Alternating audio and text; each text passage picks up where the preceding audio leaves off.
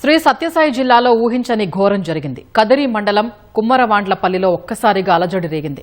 భూమి కంపించినట్లు, ఆకాశం వెరిగిపడినట్లు భారీ శబ్దంతో డిటోనేటర్లు పేలాయి. ఆ ఘటనతో ఆ ప్రాంతమంతా ఒక్కసారిగా అరుపులు, కేకలతో దద్దరిల్లింది. తీరా చూస్తే 5 ప్రాణాలు కోల్పోయారు. పేలుడులో 20 మందికి గాయాలు కాగా వారిని ప్రభుత్వాసుపత్రికి తరలించి చికిత్స అందిస్తున్నారు. గాయపడిన వారిలో 11 మంది పరిస్థితి విషమంగా ఉంది. సిలిండర్ల పేలుడు ధాటికి ఇళ్లు ధ్వంసమయ్యాయి. తతంగమంతా జరుగుతుంది. అసలు మీ ఇంటి ఎదురుగా ఉన్న ఈ వెంకన్న ఆయన కుటుంబం ఏం పని చేస్తారు? వీళ్ళ ఇంట్లో డిటోనేటర్లు ఎందుకు పెట్టుకున్నారు? వాళ్ళు ఇదే స్టోన్ క్రషింగ్ పని చేస్తారేమో. వాళ్ళు మామూలుగా రోడ్డు పనులకు పోతుంటారు, స్టోన్ క్రషింగ్ చేస్తుంటారు. అదే వాళ్ళు చేసే పని. వీళ్ళు ఎంతకాలం నుంచి ఇక్కడ ఉంటున్నారు మీ ఇంటి ఎదురుగా? వీళ్ళు ఎన్నేళ్ళు అయింది వచ్చి? వీళ్ళు అసలు ఏ ప్రాంతం వాళ్ళు? ఇక్కడికి ఏ పనుల మీద వచ్చారు? వీళ్ళు తెలంగాణ నుంచి వచ్చారని చెప్పుకుంటున్నారు. మేము కూడా కొత్తగానే వచ్చినాము ఇక్కడికి. మేము 1 ఇయర్ కంప్లీట్ అయిపోయింది, 2nd ఇయర్లో పడింది. వీళ్ళు దాదాపు 11 ఇయర్స్ నుంచి ఇక్కడే ఉన్నారంట. ఇది పరిస్థితి. అంటే ప్రత్యక్ష సాక్షి పార్వతి భర్త చెప్తున్న విషయాలు. ఇక్కడ 11:45 నిమిషాలకు ఇక్కడ పొగ రావడం, ఇంట్లో నుంచి పొగ రావడం మొదలైందని.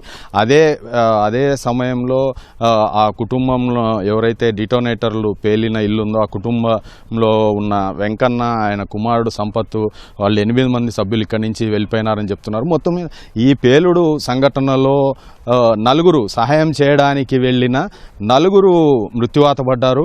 అదేవిధంగా 21 మంది గాయపడ్డారు. 21 మందిని కదిరి ప్రభుత్వ ఆసుపత్రికి తీసుకెళ్లారు. ఈ క్షతగాత్రుల్లో 10 మందిని అనంతపురం ఆసుపత్రికి రెఫర్ చేశారు. ఈ మొత్తం 12 మంది పరిస్థితి విషమంగా ఉన్నట్లు తెలుస్తోంది. ఈ అనంతపురం ఆసుపత్రికి 10 మందిని తీసుకెళ్తుండగా మరో వ్యక్తి కూడా మృతి చెందడం జరిగింది. మొత్తము అంటే ఈ పేలుడు సంఘటనలో సంఘటన స్థలం వద్ద 4 మృతి చెందగా మరో ఒక వ్యక్తి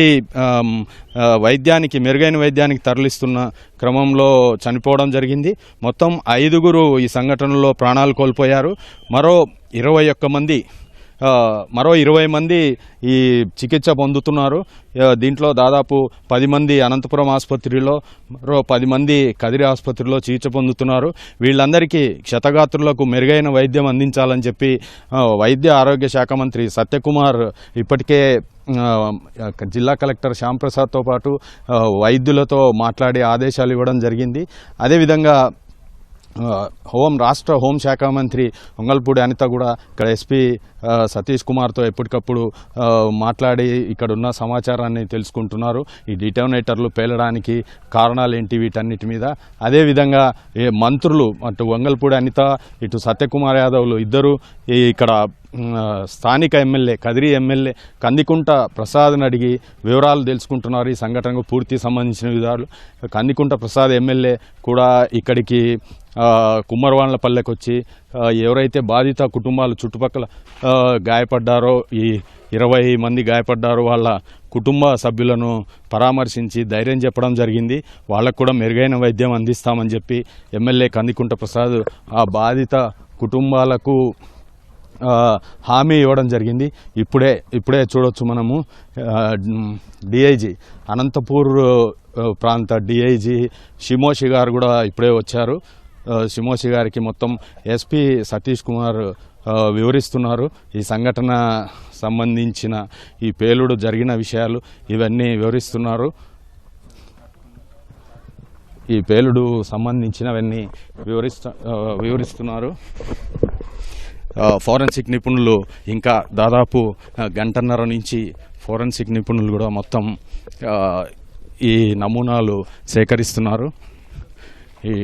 ఈ పేలుడు జరిగిన ఇంటి వద్ద నమూనాలు పూర్తి స్థాయిలో సేకరిస్తున్నారు.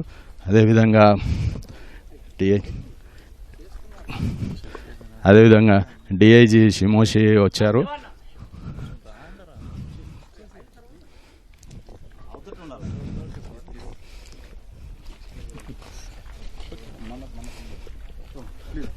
ఇక్కడ మొత్తం మీద అంటే ఈ స్థానికంగా ఈ లోపల అంటే ఈ ఫోరెన్సిక్ నమూనాలు సేకరించే క్రమంలో ఇక్కడ మొత్తం అంటే ఈ పరిస్థితులు ఇవన్నీ ఇక్కడ ఈ స్థలంలో అన్ని డిస్టర్బ్ అవుతాయనే ఉద్దేశంతో ఇక్కడ అంటే ఈ పేలుడు జరిగిన ఇంటి నేలమట్టమైన ఇంటి దగ్గర ఎవరిని అనుమతించకుండా పోలీసులు పూర్తిగా ఫోరెన్సిక్ నిపుణుల పర్యవేక్షణలో ఈ వాళ్ళ పర్యవేక్షణలో ఈ స్థలాన్ని ఉంచడం జరిగింది.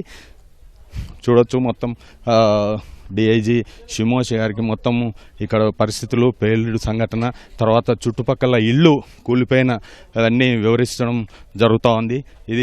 ఇది తాజా పరిస్థితి. కుమ్మరవాణిపల్లి నుంచి కెమెరా పర్సన్ నారాయణతో లక్ష్మీప్రసాద్, సత్యసాయి జిల్లా.